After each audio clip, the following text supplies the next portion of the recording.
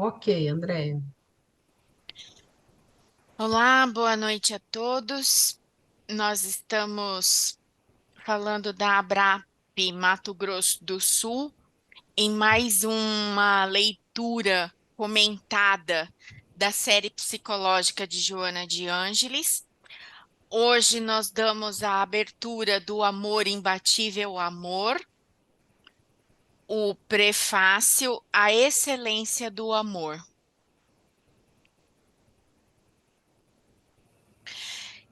É, eu gosto, né? Eu sou apaixonada pelo cérebro. Amo de paixão, acho uma máquina assim poderosíssima. Então, eu quis começar essa aula do amor trazendo uma curiosidade da neurociência. Peço desculpa aí para os biólogos, né, que falam com mais propriedade do que eu, mas eu vou fazer só uma licença poética de navegar um pouquinho nesse contexto que não é muito a minha expertise. Mas no livro adaptado de Lúria, da Vida e Experiência Inacabada, ele fala que a matéria levou todos esses estágios para ter uma evolução. Então, há 5 bilhões de anos, na data de 1979, teve a formação da Terra, depois surgiram os primeiros ácidos nucleicos, depois as primeiras células, né? Com 4 bilhões, aí 3 bilhões de anos foram surgindo a primeira produção de oxigênio nas células, as primeiras fotossínteses, com 2 bilhões foram surgindo respiração aeróbica, consumo de oxigênio das células. Com 1 bilhão de anos surgiram as primeiras plantas, os répteis, os pássaros, os peixes, né? E até chegar o tempo atual. E quando a gente olha a evolução dos mamíferos, dos animais, e a evolução do próprio homem, né? Nós éramos homens mais peludos, mais grosseiros, mais adaptado a ambientes rudes, e hoje nós estamos homens mais é, com traços mais delicados, mais amorosos, não tão rudes. É, então, a benfeitor, eu quis trazer isso para introduzir o primeiro parágrafo que ela traz, que ela fala assim: o processo de evolução do ser tem sido penoso, alongando-se pelos milênios sobre o impositivo da fatalidade que o conduzirá à perfeição. Dos automatismos originais nas fases iniciais até a busca da sensibilidade. Então, quer dizer, a gente vê isso na prática, olhando para a história, olhando para a biologia, olhando para as fases pelo qual passaram os homens de milhões de anos atrás, para o que a gente vê do homem agora.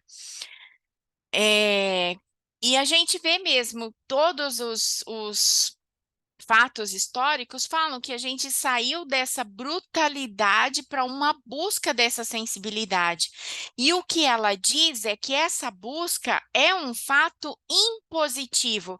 Nós estamos fadados à perfeição.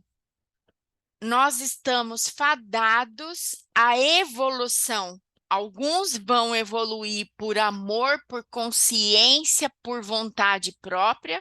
Outros irão evoluir pela dor, pela por um ato compulsório, mas todos nós chegaremos lá. E aí ela completa que nós passamos dos instintos básicos até alcançar a inteligência e a razão, que nos projetarão em patamar de maior significado quando a sua comunicação se fará mente a mente, adentrando-se a partir daí pelos campos vibratórios da intuição. Quer dizer, nos primórdios, a gente só fazia barulho para se comunicar. E depois vieram as palavras, e vai chegar um tempo que a gente vai conseguir comunicar de mente para mente, não vai precisar falar nada, só pela intuição chegaremos lá.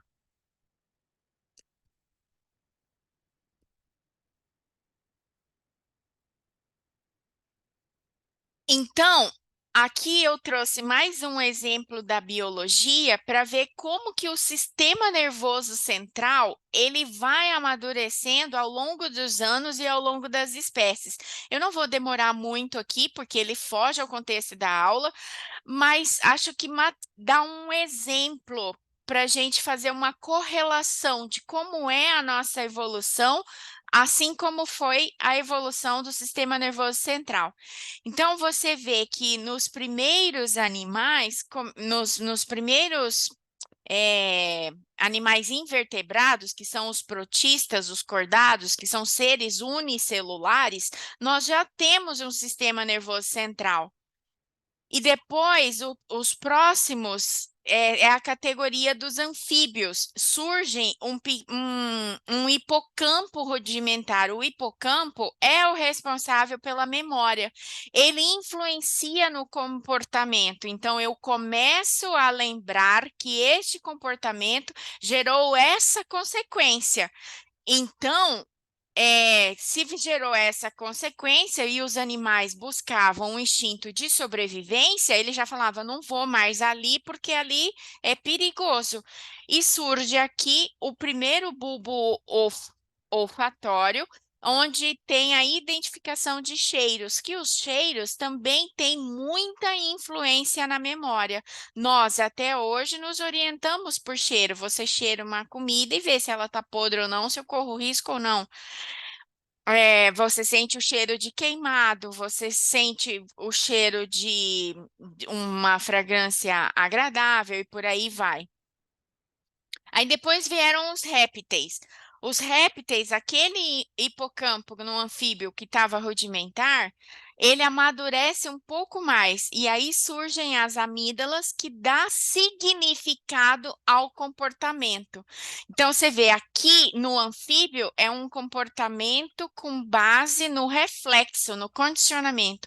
Nos répteis, ele já começa a aprender que o comportamento é arriscado ou não. E aí ele identifica o estímulo e a amígdala vai falar se é bom ou não. Já tem um tálamo e um córtex pequeno e um comportamento começa a ficar inteligente. E nos mamíferos surge o sistema límbico, que é completo, mas surge então um processo de encefalização com o surgimento do neocórtex. Ele está mais complexo e interligado, que avalia as situações e é capaz de julgar os comportamentos, correlacionando e avaliando o risco e agindo de maneira mais racional. Nas aves, já tem a formação do hipocampo sobe de um nível evolutivo, onde ela passa a ter o corpo estriado, o tálamo e o córtex, e começa a ter um sistema de recompensa, de linguagem, de interação entre elas e de noção de sociedade. Quer dizer, no próximo passo, próximo mamífero, somos nós, os homens. Então, a gente veio aprendendo todas essas questões ao longo da nossa evolução até chegar ao homem. E aí, voltando para a Joana, então, ela fala, preservando na fase atual a herança. Eu vou ter que fechar aqui porque eu não estou conseguindo ler.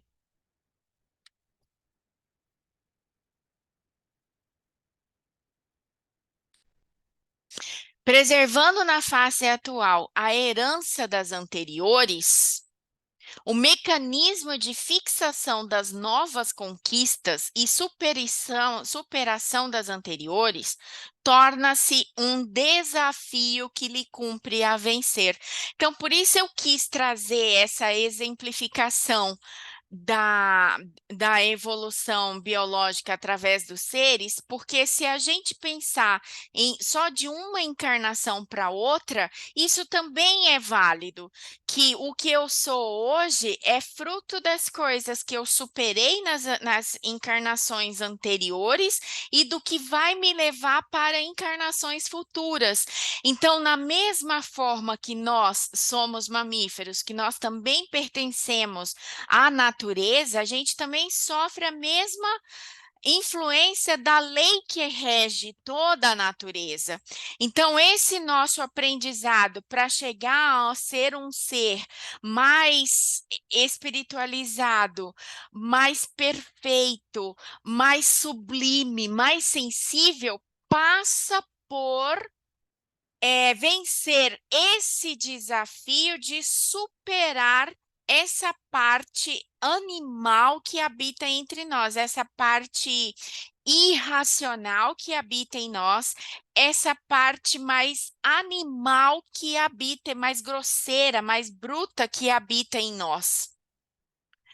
Então, quanto mais nós demoramos em um estágio no patamar anterior, mais forte permanece os atavismos, ou seja, as características que permanecem latentes em várias gerações e, por que não dizer, em várias encarnações.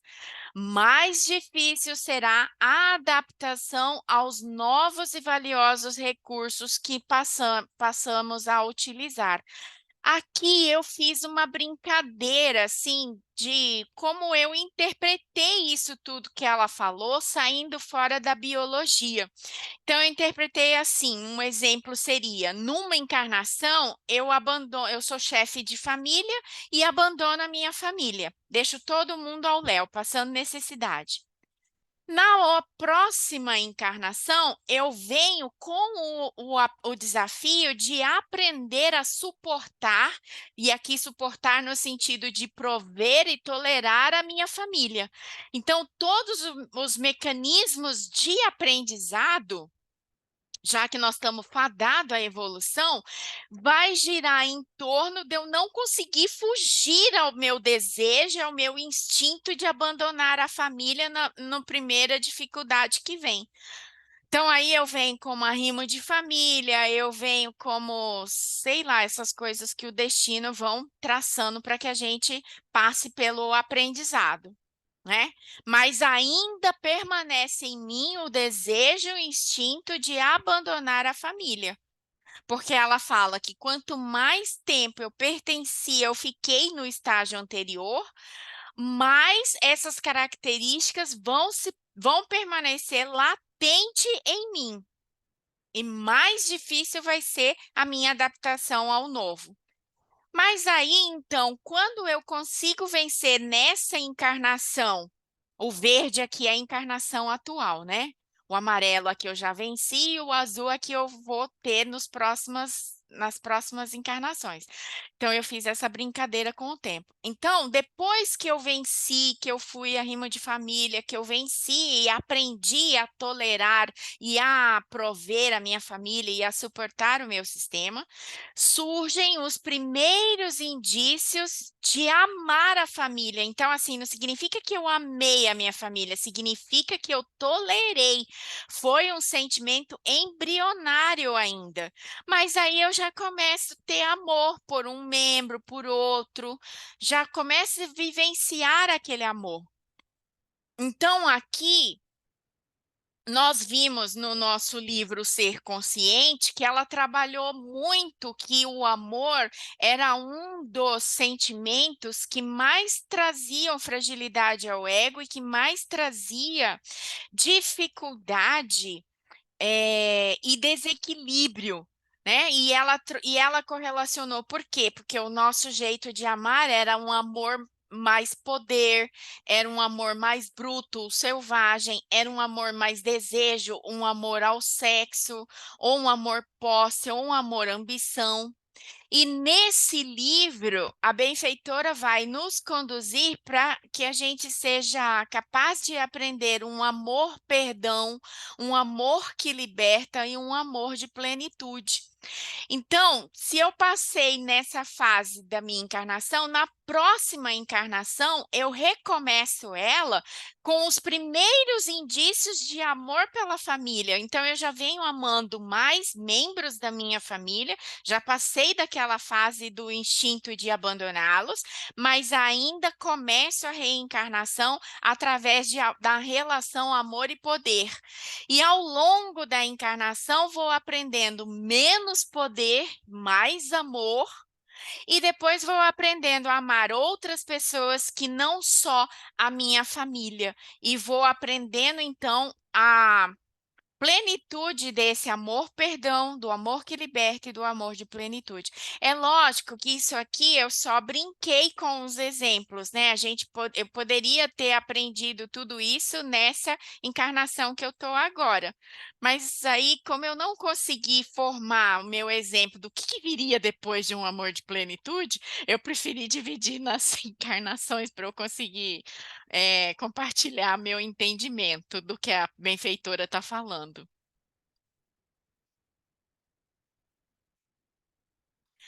Então, seria mais ou menos assim, né? Quando a gente compara com esse cérebro da biologia. Então, eu coloquei aqui um cérebro de cachorro só para ilustrar que ele é mamífero tanto quanto nós, e para ilustrar que o nosso cérebro é muito parecido com o do animal, né? Para dizer que ela falou assim, porque o trânsito no instinto animal foi um processo demorado de aprendizagem, que a gente passou muito tempo bilhões de anos nesse processo animal, e no animal, mesmo como homem, se a gente olhar quanto tempo nós passamos daquele homem mais peludo, aquele homem das cavernas para agora, não foi tanto tempo assim, né? Partindo do pressuposto que nós estamos 23 anos pós-Cristo, 23 anos pós-Cristo, 2023 anos pós-Cristo, não faz tanto tempo. Então, aqui ilustrando com o sistema nervoso, você observa aqui que o cachorro tem um cerebelo, nós homens também temos aqui um cerebelo. O cachorro tem essa glândula do tálamo, nós também temos o tálamo, que está por aqui. O cachorro tem essa curvatura aqui, ó, que parece meio que um cavalo marinho esticado. Nós temos ele aqui, que é o sistema límbico, onde ficam a maior estrutura das emoções, né? Aí aqui ele tem a amígdala, aqui a pituitária, nós também temos aqui a pituitária. Essa daqui é a amígdala logo no pezinho aqui, o dele deve estar por aqui assim. Então, o que nos diferencia do cachorro é essa parte cor-de-rosa por fora que nos faz humanos, sobretudo o córtex pré-frontal, o córtex temporal, que é o responsável pela linguagem, por a gente conseguir falar. Então, isso para ilustrar que o nosso instinto animal ainda habita, inclusive, dentro do nosso sistema nervoso central, da nossa estrutura que nos exige um aprendizado, né? E aí ela diz: na experiência humana ainda predominam aqueles fatores angustiantes e torturantes que a lógica, o pensamento lúcido e a razão empenham em substituir. Então, na psicologia, sobretudo na TCC, a gente fala que a mente, que é o córtex pré-frontal, onde está o raciocínio, onde está a lógica, a casa do pensamento e da razão, deveria vencer o humor, que é o nosso cérebro reptiliano, o nosso cérebro instintivo, onde moram as emoções. Então, ela está dizendo que eles estão empenhados em substituir esse nosso lado instintivo. E como? Através de agir, evitando reagir. Então, quando eu passo por uma situação de raiva, que eu vou lá e mordo o meu coleguinha, que eu vou lá e agrido o meu coleguinha, que eu vou lá e tento me vingar do meu coleguinha, eu estou deixando o meu cérebro instintivo, meu cérebro reptiliano, vencer essa lógica e essa razão que é o córtex pré-frontal. E aí eu não consigo pensar antes de agir, eu só reajo. E o que a benfeitora vem falar é assim: contenha esses impulsos animais. Tenta pensar antes de agir, tenta agir e evita ficar reagindo sem pensar de maneira irracional. Então, refletir e considerar sobre alguma coisa, ponderar, pesar, meditar, são ações que nos levam, que nos facilitam, que nos condicionam a conter esse cérebro animal que ainda nos habita. Como passo inicial para qualquer empreendimento, contenha seus impulsos. Isso fará com que a gente consiga promover a paz ao invés de investir na violência. Constituem os passos decisivos para um comportamento mais saudável. É lógico que eu estou aqui exemplificando tudo com a matéria, mas nós sabemos que é, isso tudo é característica do espírito, que por um acaso está habitando essa matéria hoje, mas no momento em que tem o desencarne, esse instinto animal, ele leva junto com o perispírito e com o espírito, quer dizer, a carne vai ficar aqui, o cérebro vai ficar aqui, e ele vai embora ainda conservando esse instinto animal.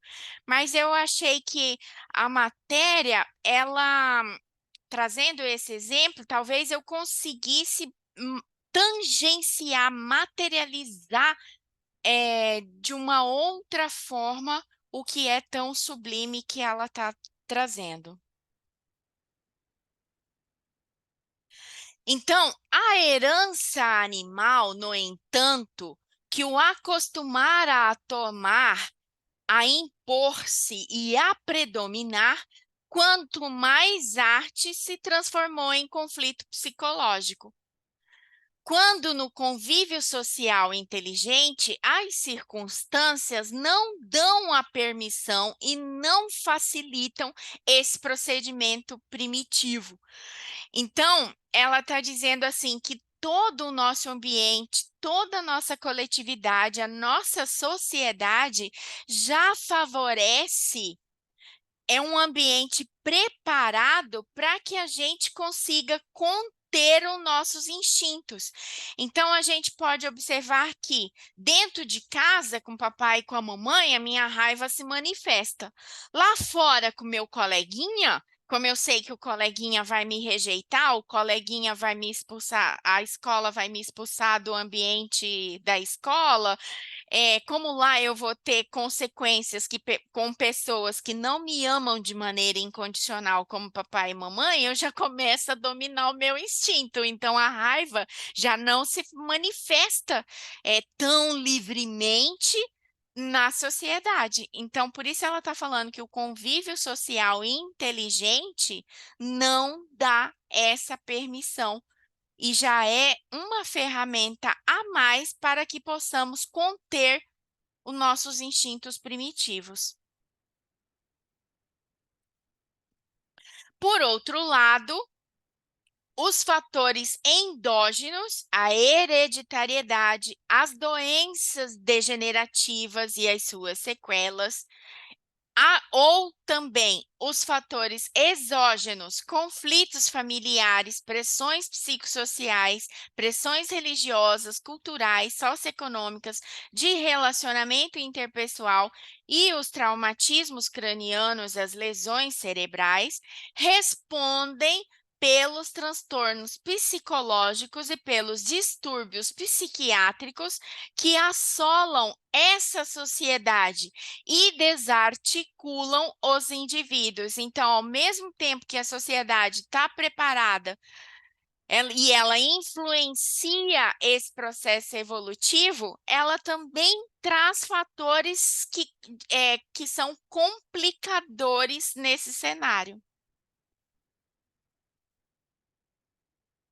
Então, criado o espírito simples para adquirir experiência pelo esforço próprio e renascendo para aprimorar-se, as realizações se transferem de uma para outra vivência. Quer dizer, ela está reforçando aquele parágrafo anterior, dizendo que a gente vai acumulando esse aprendizado não só através das encarnações, como na própria vivência.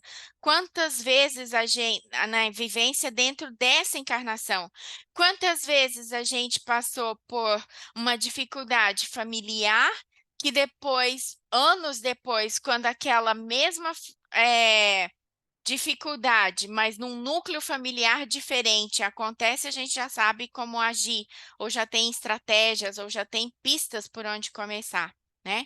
Então, ela está falando que as realizações se transferem de uma para outra vivência, dando curso aos impositivos da evolução, que enquanto não vigorar o amor, se imporão através dos processos aflitivos. Quer dizer, a única forma da gente ter uma vida mais leve é a gente viver regido por mais amor e menos instinto, por mais amor, menos poder, por mais self, menos ego, por mais amor, menos egoísmo.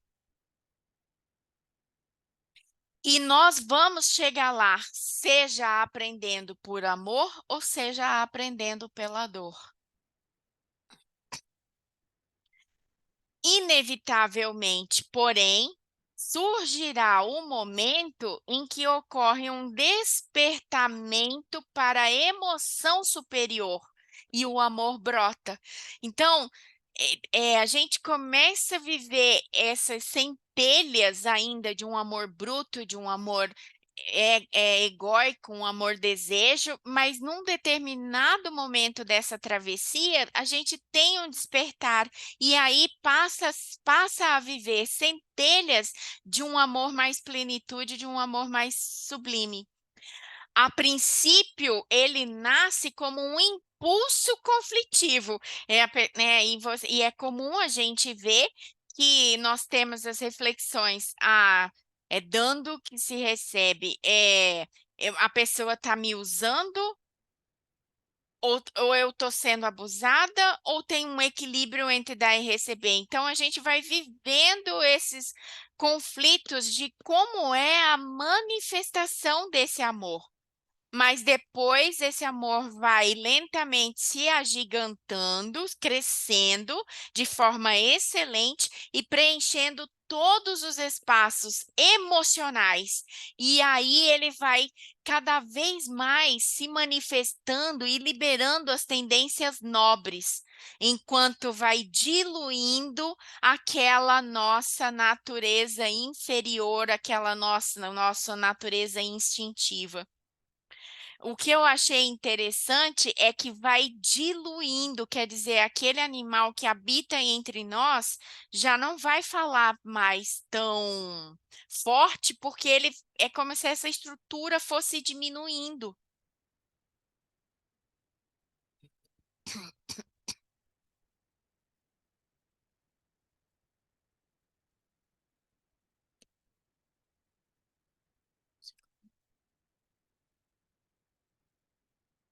Então, ela fala que o sexo, nesse imenso painel de experiências, na condição de atavismo, que nós já vimos, que são características que permaneceram latentes por várias gerações, predominante dos instintos, o sexo ainda é instintivo, primário, essencial, é ele o responsável, né, por pela perpetuidade da espécie.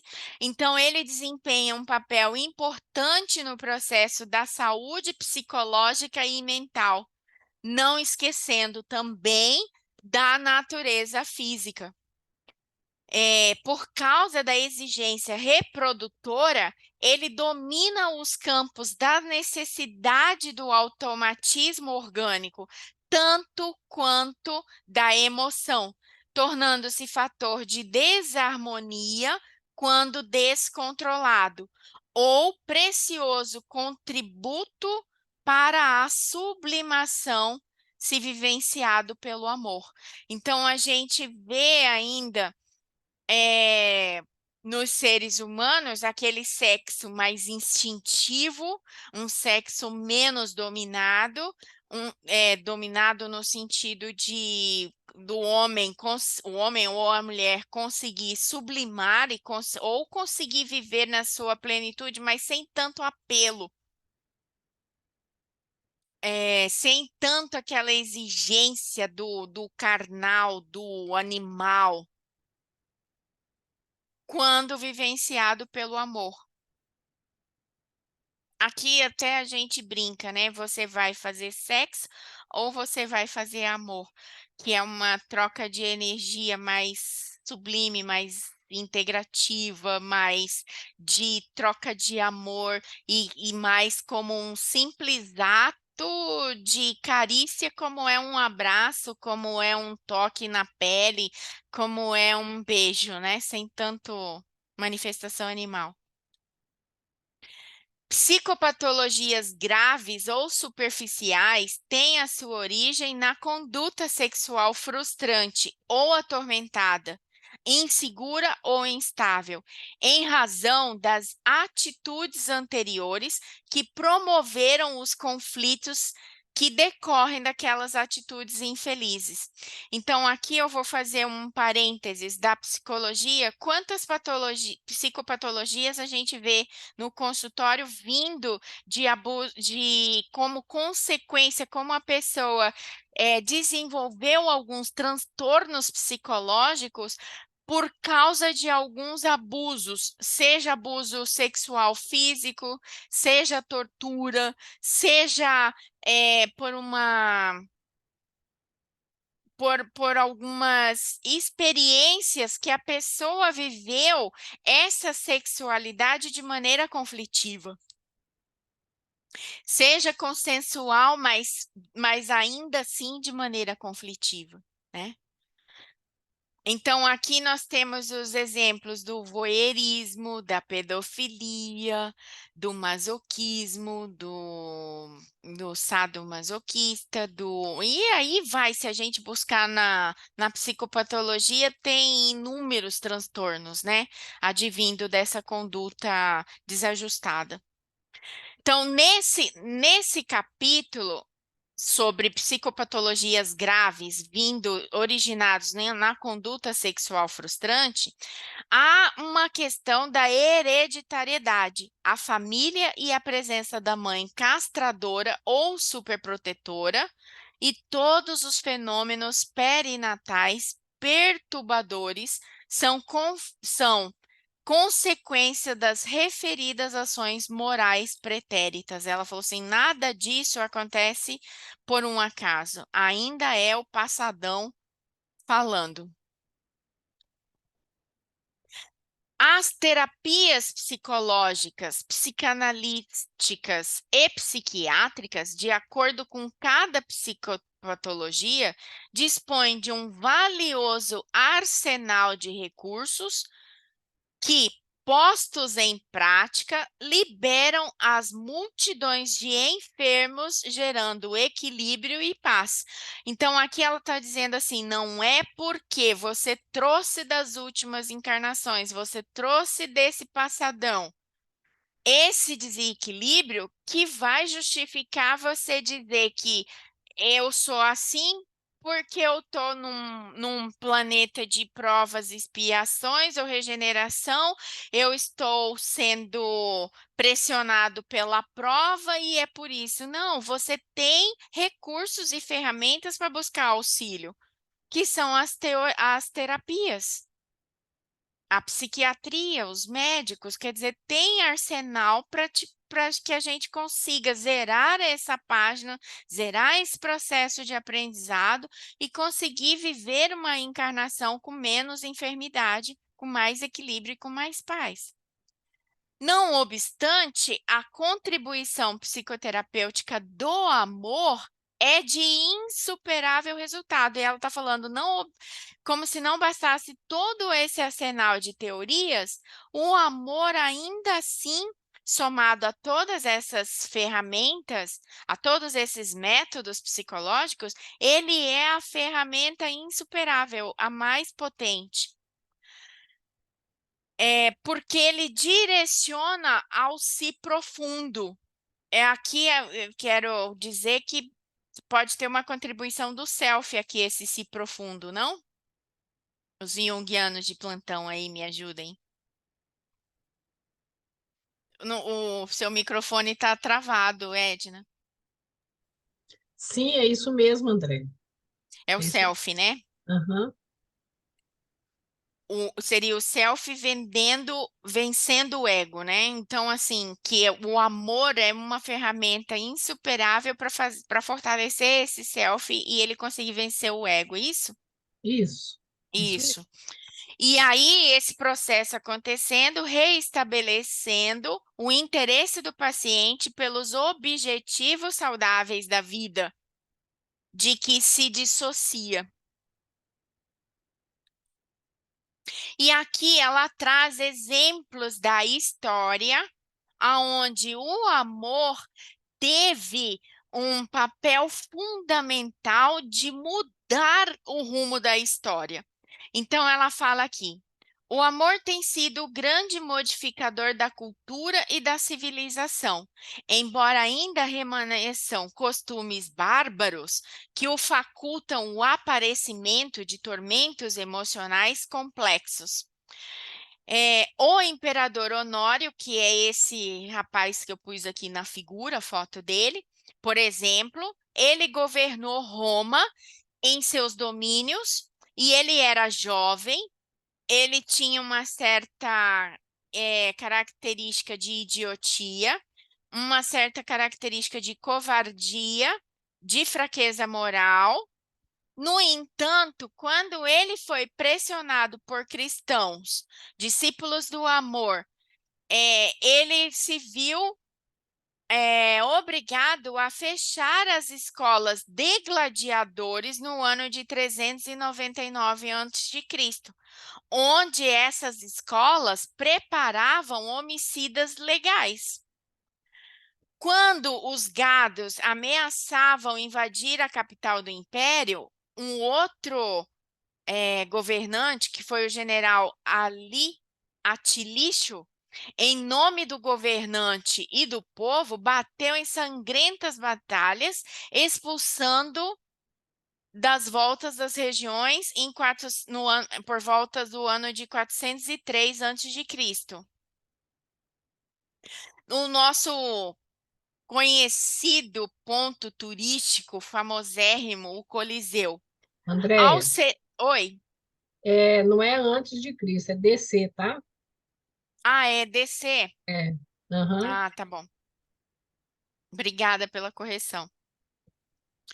Então, ao serem celebradas essas vitórias no Coliseu, o monumental edifício sólido que comportava 50.000 espectadores e propiciava espetáculos variados, quão formidandos estavam programadas cerimônias várias e esplendorosas, como corridas de bigas, quadrigas, desfiles musicais, bailados.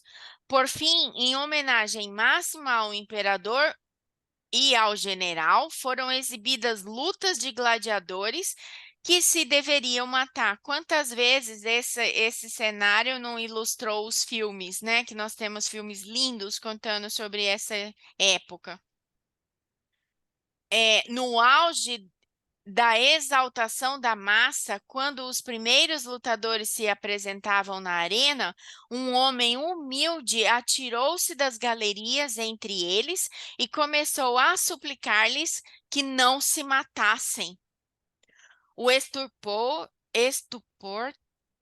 tomou conta da multidão, que logo recuperando a ferocidade, pôs-se a atirar-lhe pedras e tudo quanto nas mãos alcançasse, ao tempo em que pediam a morte do intruso, de um imediato assassinado para um delírio geral. Que ela está dizendo aqui que naquela época, esse homem movido por um ato de imenso amor, ele colocou a própria vida em risco para fazer parar, para fazer uma reflexão, para que tivesse um basta naqueles espetáculos horrorosos de puro ego, de puro instinto, onde você tinha que lutar e só saía consagrado quem saísse vivo.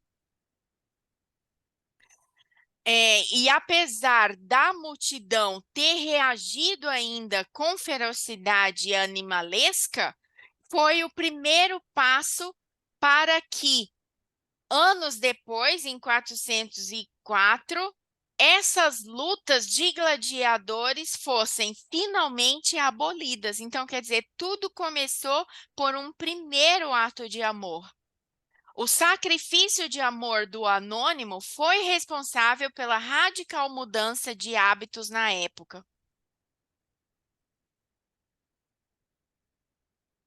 Porém, anos depois, essas lutas ressurgiram de forma diferente.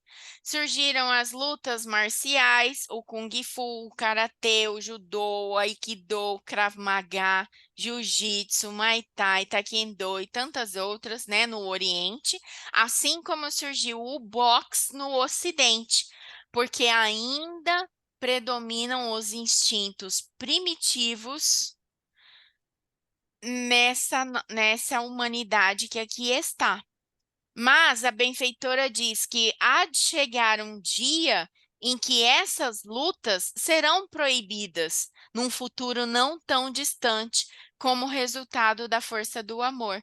E a gente vê que, assim, no caso do boxe, por exemplo, muito se vem questionando a sociedade, porque vem também surgindo aquela doença a demência do pugilista, né? Que ela foi comprovada que de tanto o cérebro levar as pancadas, a pessoa vai demenciando. Então, assim também as guerras, nós estamos aí, infelizmente, numa fase vivendo duas guerras em andamento, né? Tanto a Rússia contra a Ucrânia, quanto o Israel e palestinos contra a faixa de Gaza, contra o Hamas, né? Mas ela diz que assim também as guerras, as lutas fratricidas, os conflitos domésticos e sociais serão extirpados quando a consciência de justiça suplantar as tendências destrutivas. Só nesse momento o amor vencerá. Aí aqui eu vou abrir um adendo e vou fazer uma reflexão um pouco vinda do livro dos Espíritos, onde ele fala sobre as paixões e o egoísmo. E ele diz que toda paixão que se aproxima é algo, ou uma característica que aproxima a pessoa da natureza primitiva e afasta da sua natureza espiritual. Então, quando eu ainda tenho paixão por essas lutas, quando eu ainda tenho paixão por competir e não por cooperar, quando eu ainda tenho paixão por, por qualquer é, outro objeto que me joga para uma natureza primitiva, mais eu estou afastada da minha natureza espiritual. E todo sentimento que eleva a pessoa acima dessa natureza primitiva revela a predominância do espírito sobre a matéria. Então, e mais próximo da perfeição nós estaremos. Então, como nós falamos, após o desencarne, o que vai levar todas essas características é o espírito, mas ele pode levar numa evolução ou num formato mais animal ou mais espiritualizado, de acordo com que ele viveu essas paixões durante a encarnação vigente. E aí ele fala sobre o egoísmo. Quem nesta vida disser que se aproximar quem nesta vida quiser se aproximar da perfeição moral, deve extirpar todo sentimento de egoísmo, porque ele neutraliza todas as qualidades. Quer dizer, eu não vou conseguir alcançar esse estado de sublimação, esse estado de perfeição, esse estado mais espiritualizado, enquanto o egoísmo habitar dentro de mim, porque ele não deixa com que as virtudes se manifestem. Então, aqui eu continuo nesse parênteses falando sobre o egoísmo, que de todas as imperfeições humanas, a mais difícil de desenraizar é o egoísmo, porque se liga a uma influência da matéria, da qual o homem, ainda muito próximo da sua origem, não pode se libertar. Então, o egoísmo ele faz com que a gente fique muito mais perto dos nossos amigos mamíferos irracionais do que dos nossos amigos espirituais, né? Nossos guias espirituais e benfeitores, vamos dizer assim. Tudo concorre para entreter essa influência da gente conseguir se libertar da matéria, sejam as leis, seja a organização social, seja a educação. O contato que o homem sente do egoísmo dos outros o torna egoísta. Mas aqui serve da mesma forma que a sociedade ajuda a nos libertar, ela também nos reforça hábitos instintivos. Você vê, antigamente, no tempo da minha avó, a tatuagem era associada a coisas ruins, geralmente associado a marginais, a presidiários, a coisa do gênero. Hoje, a tatuagem já está uma coisa normal, uma coisa que faz parte da cultura. Não estou fazendo comentário aqui do que é bom ou do que é ruim, se é certo ou se é errado. Só estou usando isso como exemplo para dizer que, do mesmo jeito que a sociedade poda a raiva, ela também instiga alguns comportamentos que podem ser interpretados de maneira distorcida e que nos afasta dessa evolução espiritual. Então, ele diz que um desses é quando a gente é em contato, que o homem sente o egoísmo dos outros, ele também se torna egoísta, porque sente a necessidade de se pôr na defensiva. Então, para me proteger, eu também vou pensar com base no que é melhor para mim. Vendo que os outros pensam em si mesmo, e não nele, ele é levado a ocupar-se de si mesmo mais do que dos outros. É necessária uma verdadeira virtude para abdicar da própria personalidade em proveito dos outros, porque em geral os outros não reconhecem. Então, quando a gente vê essas guerras que estão em curso, elas são o exemplo claro de que estão pensando em si mesmo, cada nação está pensando nos seus interesses, no seu jogo de poder, no seu jogo de conquista, do que pensando na coletividade dos que habitam ali naquele mesmo metro quadrado. E aí, ora, se você vem me atacar, surge o meu instinto de me defender. mas dificilmente vai para uma negociação, para vamos pensar no bem comum de todos e chegar num ponto em que atenda todas as necessidades, né, em proveito de todos, porque em geral a gente não reconhece.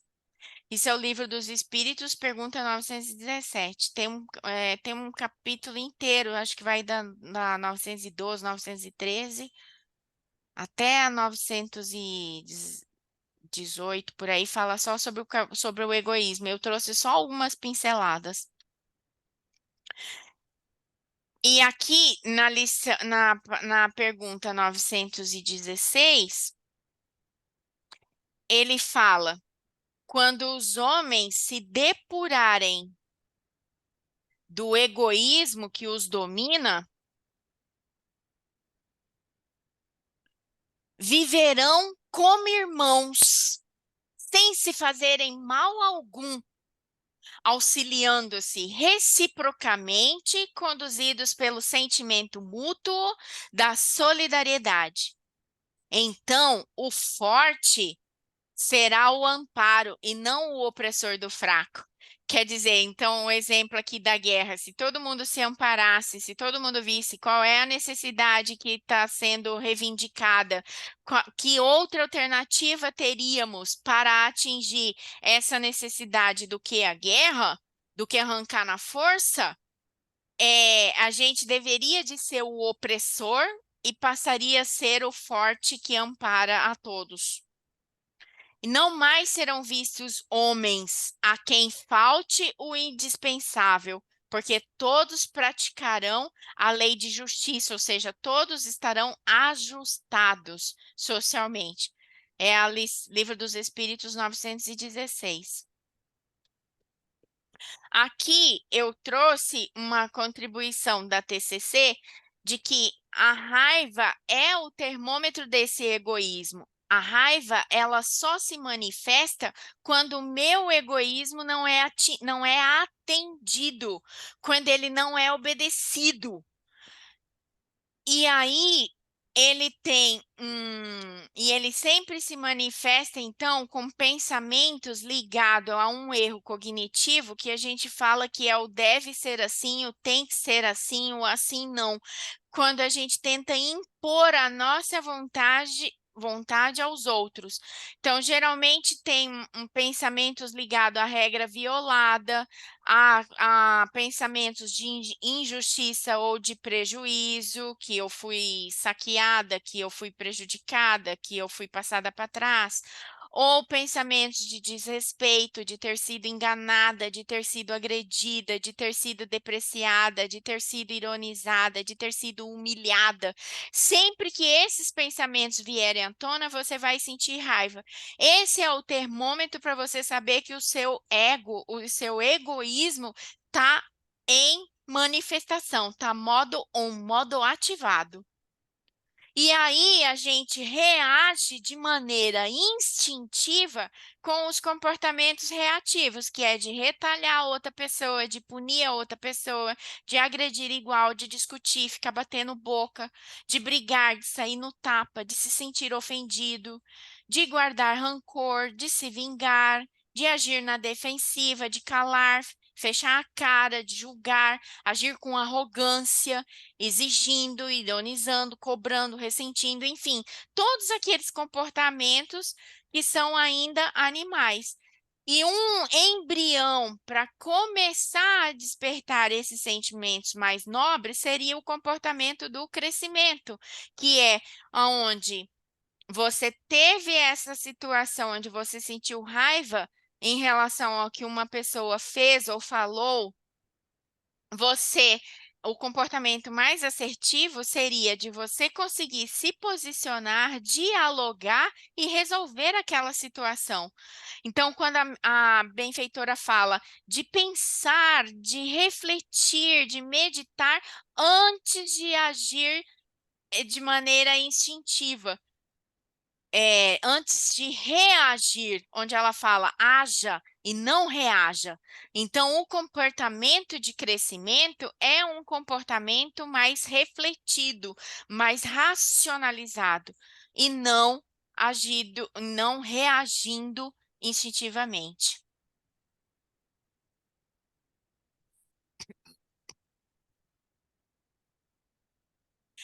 Então, aqui eu trouxe um outro adendo que é desse livro que os neuróticos anônimos utilizam na metodologia dos 12 passos, que ele fala sobre as leis da doença mental e emocional.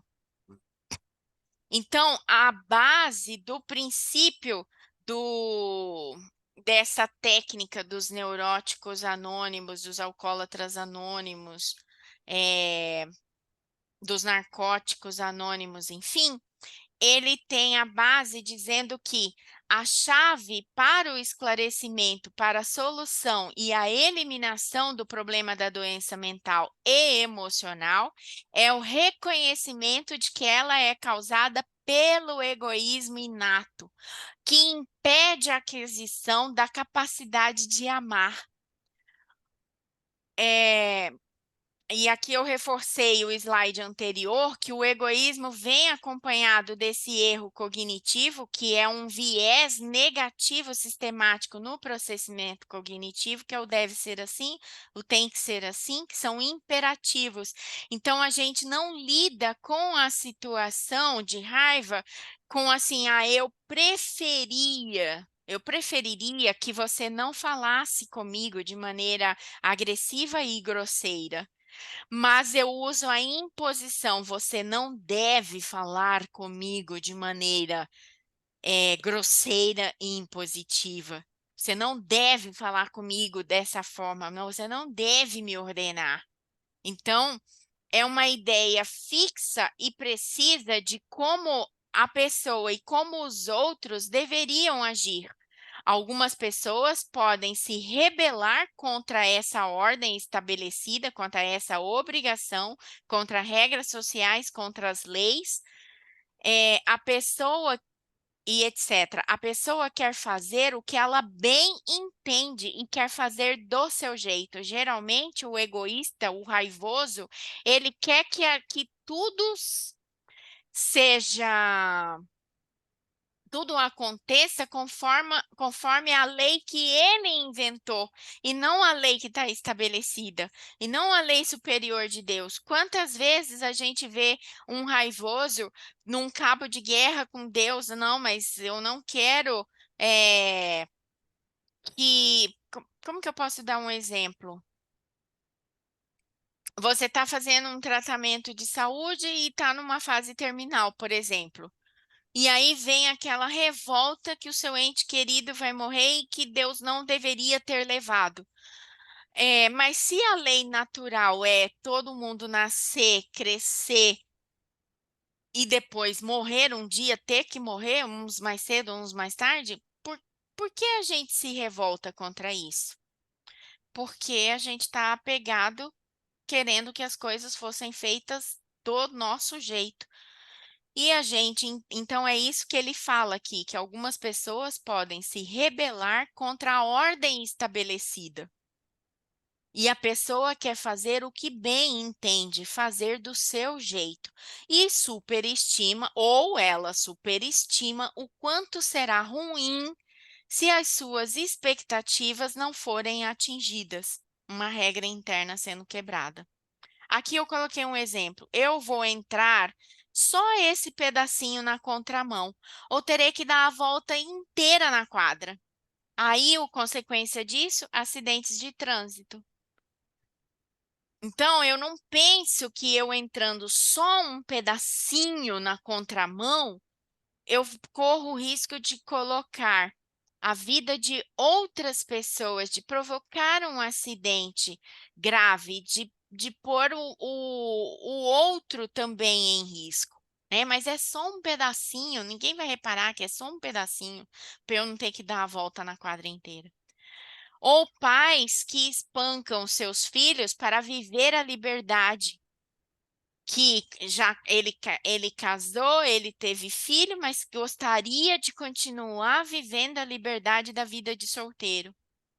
Ou porque os filhos estão atrapalhando a realização dos seus desejos egóicos e egoístas. O egoísmo inato impedirá que a pessoa jamais tenha relações humanas afetuosas e recompensadoras, uma vez que ela não as pode ter ou não sabe como consegui-las. A doença mental e emocional é curada pela eliminação do egoísmo através da aquisição da capacidade de amar.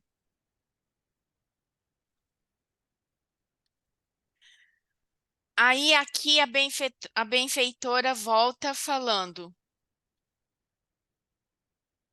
Examinamos várias psicopatologias e conflitos dos tempos atuais, recorrendo a admiráveis especialistas nessa área, a quem respeitamos.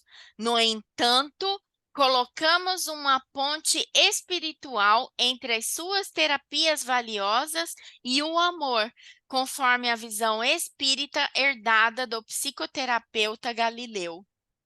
Reconhecemos que não apresentamos qualquer aqui a Joana falando que ela reconhece que nesse livro Amor Imbatível Amor, ela não apresentou qualquer originalidade que ainda não haja sido proposta, mas que ela se dispôs a contribuir com apontamentos que esperamos que ela espera possa ajudar a evitar a instalação de diversos conflitos naqueles que ainda não os registrou, a auxiliar a quem os padece, oferecendo-lhes experiências e informações talvez ainda não tentadas e que certamente contribuirão de forma eficaz para a conquista da saúde integral.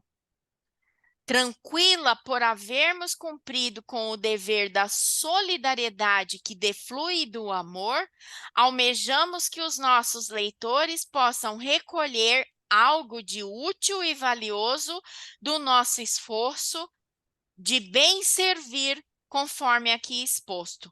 Joana de Ângeles, Salvador, 18 de maio de 1998. Eu encerro, então,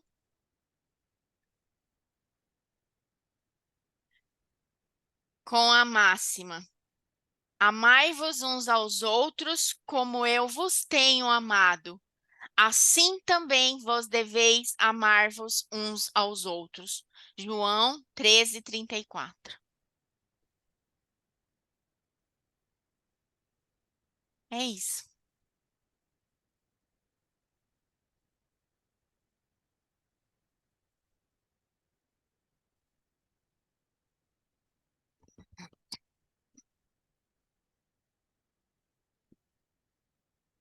Ok.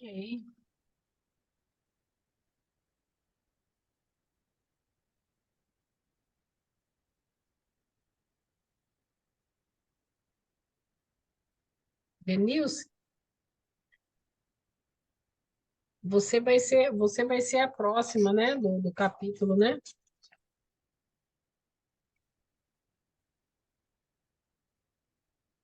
Será que a Denilson está me ouvindo?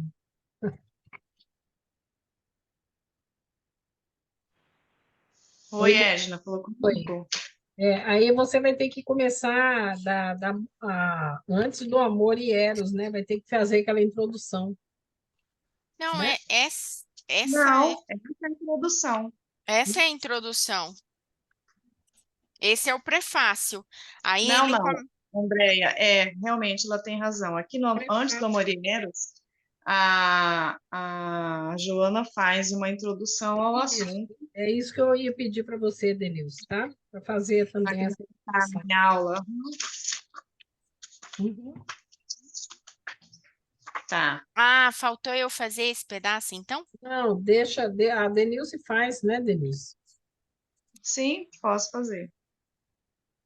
Que a quinta que vem vai ser a Renata encerrando o nosso livro, né? E aí depois, na outra semana, a Denilce. Bom, quem que vai começar? O que que fica para nós, né, Murilo? O que que fica para nós? Já estou com o microfone aberto mesmo. O que eu posso dizer dessa introdução que ela fez? Que eu não tenho palavras. Foi um aulão, assim. Perfeito, Andréia, muito bom mesmo. Para mim foi muito, assim, aprendizado. Eu já havia lido, mas quando outra pessoa fala é diferente, né? Com outro olhar, com a opinião dela. Então, riquíssimo. Então, eu notei aqui, logo no início, André falando, eu gostei muito do exemplo das encarnações, né? Gostei bastante daquele exemplo. E eu lembrei dessa frase, né? Que nós somos hoje a melhor versão de nós mesmos, né? Pode não estar tão boa, mas nós somos a melhor versão de nós mesmos. E como ela fala que a evolução não regride, né? Que a gente sempre vai ser empurrado a conseguir mais coisas, conseguir dominar mais o ego, né? E vivenciar a nossa espiritualidade para sermos seres perfeitos. Você, quando colocou também sobre o egoísmo, Andréa, e juntou com a fala da Joana, né? A questão de estar encarnado, me parece, não foi assim que você falou, eu esqueci. Tem a ver com a nossa vivência aqui, né? Eu imagino assim, quando nós não temos essa visão transcendente, é mais é mais facilitado que a gente seja mais egoísta ainda, né? Sim. Porque se eu sou materialista e sei que vou morrer, vai acabar tudo e tal, então assim, eu vou tirar todo o proveito da vida conforme eu penso que é o melhor proveito para mim, né? Uhum. Então, Uhum. quanto mais tiver essa crença, talvez a palavra, né? Estou sujeita a ser mais egoísta, né? Do que quando a gente pensa assim, isso aqui é uma transitoriedade, né? Nós vamos continuar, né? Então, o que que eu posso fazer aqui em benefício, o bem que eu faço para o outro, porque na verdade é aquela bolinha do Einstein, né? A bolinha que eu ponho na parede, ela retorna para mim. Então, o bem que eu estou fazendo para o outro, mesmo que eu não queira, né, eu possa ter essa falsa modéstia de que eu estou só fazendo pelo outro, na verdade a gente está fazendo pela gente, né? Porque Uhum. tudo retorna, né? Então, eu gostei também dos Aqui eu adendos eu gostei também dos adendos que você fez, né, da relação aí um pouco da neurociência, né? Pegou também coisas do Livro dos Espíritos, eu gostei bastante, tá? A sua aula sempre é muito educativa. é que assim, eu não consegui traduzir em slide tudo que eu interpretei, mas o que eu vi é que assim, quanto mais, como se fosse uma régua assim, da evolução, né? Quanto mais matéria eu for, mais longe eu tô da espiritualidade. Quanto mais matéria eu for, mais apego às paixões. E quanto mais apego às paixões, maior é o meu nível de egoísmo. Se eu tivesse, um egoistômetro que me disse o quão egoísta eu sou, se eu estou mais para o lado de cada matéria, mais egoísta eu sou. E nós estamos vivendo num corpo material, num corpo que tem um sistema nervoso central, mas é o espírito que usa esse tradutor para se revelar, vamos dizer assim, né? Para se manifestar. Se eu deixo essa matéria me dominar, mais longe eu estou daqui. E ela vai nos conduzir para chegar nesse lado aqui. E esse lado da perfeição, esse lado sublime, não se faz, pelo que eu compreendi, não se faz sem valores morais. Não se faz sem espiritualidade. Não se faz sem acreditar que a vida não é só isso. Não é só matéria. Então, é como se a gente não encontrasse um motivador para você conseguir conter a sua raiva e o seu instinto e o seu desejo de vingança quando alguém te bate na face direita. Então, por isso o livro dos Espíritos diz: se você quer atingir a perfeição, você tem que investir no seu desenvolvimento moral, em valores, porque quanto mais matéria, quanto mais apego, quanto mais vícios e paixões, mais longe você vai estar desse objetivo de ser perfeito.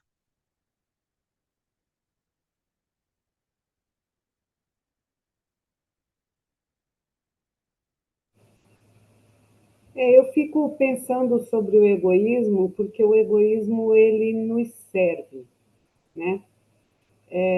O egoísmo, ele nos primórdios da vida humana, ele realmente era um fator Instinto de de sobrevivência. preservação, de Uhum, preservação, né? uhum, Então nós temos esse instinto ainda muito gravado, né? À medida em que a gente vai percebendo, se doendo, sofrendo pelo outro, esse instinto ele vai se abrandando, né? Então é um processo, né? Não tem como eu dizer assim, a partir de hoje eu não sou mais egoísta. É um processo, né? E isso é uma caminhada. Eu acho que passa muito pela compreensão de nós mesmos, pelo autoconhecimento, pelo entendimento de quem somos nós. Né? Nós estamos numa vivência humana e somos espíritos. E uhum. temos uma eternidade pela frente para evoluir. Né? Vai chegar um momento em que esse instinto Vai ficar para trás. de egoísmo não será o nosso preponderante, será o amor será o nosso preponderante. O Chico falava, né, que há de chegar um tempo em que o nosso instinto seja o amor e que a gente não tenha dúvidas ao ver um outro ser sofrendo do que a gente vai fazer, né? Hoje em dia, eu posso falar por mim, ainda me coloco em dúvida diante de um sofrimento. Uma pessoa que me aborda na rua, maltrapilha, eu primeiro penso na minha segurança. Uhum. Eu penso primeiro na minha preservação, né? E tá tudo bem. Eu tô aqui nessa escala agora. Essa compreensão é importante para mim. Eu saber que estou assim e saber que posso ir mais longe, né? Então, é isso que fica para mim dessas reflexões. Obrigada, Andréa.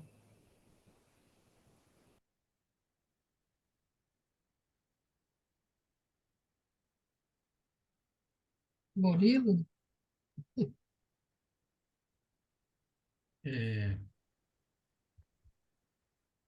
Andréia, colega nossa de trabalho aqui, né? Às vezes é como Está bem a baixo o De- seu som, Murilo. é como a Denilce disse, né? e a gente fica meio sem palavras. Como não ser egoísta se a nossa herança, né, é animal? No entanto, a gente tem a oportunidade de estar aqui, né, como seres humanos em sociedade, para pensar nas consequências das nossas ações, né, no coletivo. E aí o que é permitido, o que não é permitido, vem desse entendimento do que é esse comportamento humano aceito, né? Mas esse acolhimento, né, da autoaceitação daquela plaquinha que a gente tem que andar, né? Desculpe o transtorno, eu estou em manutenção, né, em constante manutenção e transformação para melhor atendê-los, né? Uhum. E aí, assim, me fez voltar ao tempo que eu comecei a assistir às aulas e o estudo. Era muito difícil, porque a verdade vinha e o ego não estava totalmente fortalecido para ouvir as verdades que Joana traz para a gente. Por quê? Porque eu tinha vergonha do meu comportamento, né? Então, só que a gente vai ganhando esperança em nós mesmos, esperança na humanidade, mesmo com o pior cenário. Uhum. Porque a gente vê que no dia a dia, mesmo que seja pequenininho, a gente já não está reagindo, a gente não está agredindo tudo que agrediria há um tempo atrás, né? Uhum. Então, eu hoje não agrido, eu não devolvo, eu penso um pouquinho mais. E a importância dessas crenças, né? Eu estava pensando muito num diálogo que eu estou construindo com Kardec, da fé raciocinada, né? Que aparentemente ela é fria, né? Para mim ela é fria. Fé raciocinada, eu estou na função pensamento. Cadê a função sentimento? Né? Então eu tinha sempre essa preocupação comigo. Mas quando eu não reajo e eu ajo amando, ajo me respeitando, respeitando o outro, respeitando o ambiente, né? Logo no início, quando você trouxe essa agir evitando reagir, Uhum. pensar antes de agir. Além de Viktor Frankl, me veio quem? Me veio Divaldo, que a proposta dele dessa encarnação é a não violência, Uhum. né? E aí ele conta várias histórias de alguém que pisa no pé dele e fala assim: tira essa pata de elefante de cima do meu pé, pelo amor de Deus. Então, tudo isso, agir evitando reagir, na busca da não violência. E a importância da gente se autoaceitar, né, diante de tudo isso. Se posicionar, dialogar e resolver. É um processo, né? Não vai ser assim. E Obrigado. eu até peço desculpa para os colegas se ficou uma aula assim, menos amor e mais matéria, né? Porque eu também estou nesse processo de aprendizado, de conseguir essa sublimação. Então, eu me vi muito nessa matéria ainda, colocando um espírito mais sublime para vencer essa animosidade toda, né? Vencer essa parte primitiva que habita em mim. Então, talvez não consegui dar muita sutileza para uma abertura de um livro.